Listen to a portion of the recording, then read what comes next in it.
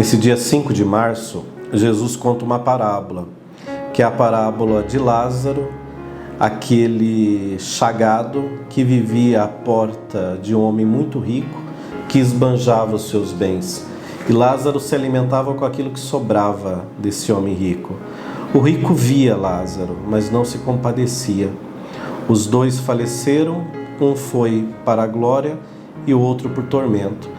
O que Jesus quer dizer com essa parábola, meus irmãos e minhas irmãs, é que a gente possa verdadeiramente compreender ou tentar entender para onde caminha a nossa vida. Nós estamos focados em quê? Qual é verdadeiramente o sentido do nosso viver? Que Lázaro e esse homem rico nos façam refletir.